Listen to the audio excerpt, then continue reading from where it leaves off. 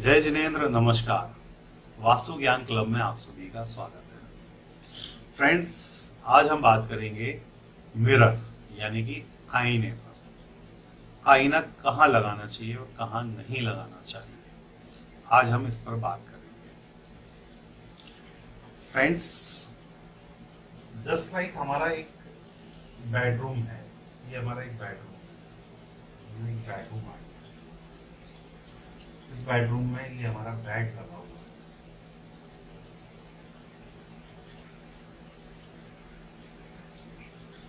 अब हम इसमें मिरर कहां पर लगाएं?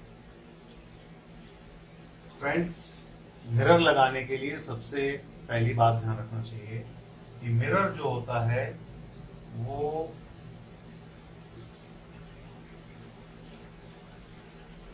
पानी का पर्यायवाची होता है, यानी कि प्रतिबिंब। मिरर में भी प्रतिबिंब बनता है और पानी में भी प्रतिबिंब बनता है। मिरर हमेशा कमरे के नॉर्थ से लेकर के और ईस्ट के बीच वाले एरिया में मिरर को लगाना चाहिए।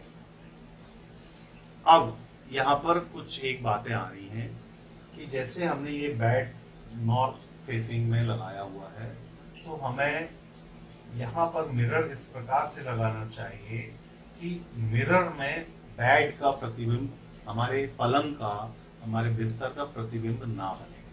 मतलब कि कोई व्यक्ति यदि सो रहा है या बैठा हुआ है या किसी भी स्थिति में पलंग जो है वो मिरर में उसका प्रतिबिंब ना बने।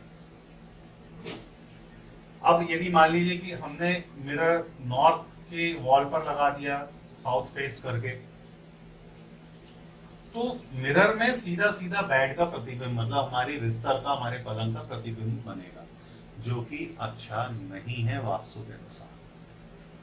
प्रयास करें मिरर को, आईने को इस प्रकार लगाएं कि उसका प्रतिबिंब जो है, उसमें प्रतिबिंब बिस्तर का, हमारे पलंग का प्रतिबिंब ना बने। और मिरर सदैव जो है वो नॉर्थ और ईस्ट की वॉल पर ही लगाएं। कभी भी मिरर को दक्षिण और पश्चिम की दीवार पर ना लगाएं। मिरर जो होता है वो पानी का पर्यायवाची, जैसा मैंने बताया।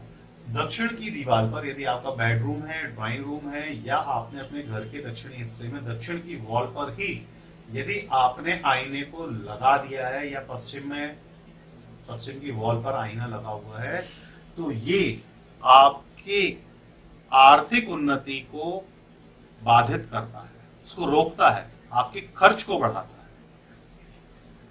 खर्च जो है वो आपके बढ़ जाएंगे, अनलिमिटेड भी हो जाते हैं। कई बार स्थिति ये होती है कि दक्षिण और पश्चिम की दीवार पर यदि आपके मिरर लगा हुआ है, आईना लगा हुआ है, तो सदैव ध्यान रखें कि आईने को आप उत्तर या पूर्व की वॉल पर ही लगाएं।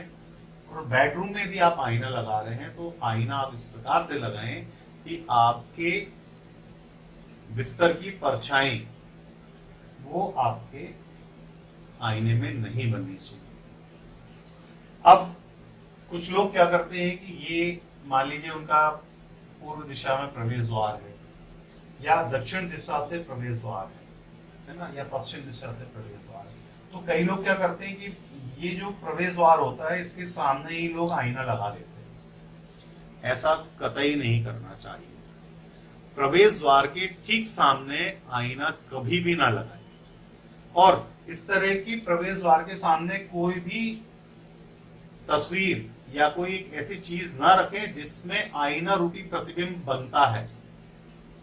मतलब अक्सर कर लोग बड़ी ग्लास की, कांच की तस्वीर लगा लेते हैं, तो कांच में भी प्रतिबिंब बनता है, भले ही वो आर पार दिखाई देता है, ट्रांसपेरेंट होता है, लेकिन कांच में भी प्रतिबिंब बनता है। तो कांच क्या होता है कि यदि आपने यहाँ पर लगाया प्रवेश द्वार पर, और कोई चीज, कोई तस्वीर या कोई ऐसी वस्तु रखी हुई है जो प्रतिबिंबित करती है सामने से आने वाली किसी भी चीज को, किसी वस्तु को, किसी व्यक्ति को, तो ये जो प्रतिबिंब बनाने वाली वस्तु है, ये आने वाली किसी पॉजिटिव एनर्जी, किसी आने वाले अच्छे व्यक्ति के विचारों को ये रिफ्लेक्ट कर देती है, उसे बाहर वापस भेज देती है। तो ये भी हमारी प्रगति में बाधक बनती है। तो ध्यान रखें, प्रवेश द्वार के ठीक सामने आईना या आईने से रिलेटेड या आईने से संबंधित ऐसी कोई भी वस्तु, कोई चीज ना रखें, ना लगाएं। हमेशा ध्यान रखें कि प्रवेश द्वार के सामने आईने वाली कोई भी वस्तु को ना रखें। बेडरूम में उत्तर या पूर्व की वॉल पर ही आईना लगाएं, या कहीं आप आईने को स्थान दे रहे हैं, लोग वॉश बेसिन होती है वहां पर भी आईना लगा लेते हैं, तो ध्यान रखें कि वो वॉल जो है वो पश्चिम की या दक्षिण की दीवार ना हो। घर के किसी भी हिस्से में आप वॉश बेसिन लगा रहे हैं, कुछ भी कर रहे हैं, कहीं भी जहां बना रहे हैं, वहां ध्यान रखें पश्चिम और दक्षिण की वॉल पर मिरर को ना लगाएं, सिर्फ उत्तर और पूर्व की वॉल पर ही मिरर लगाएं। फ्रेंड्स, मिरर के इस एपिसोड में बस इतना ही। आशा करता हूं आपको हमारी दी हुई जानकारी लाभप्रद होगी। नमस्कार, जय जय।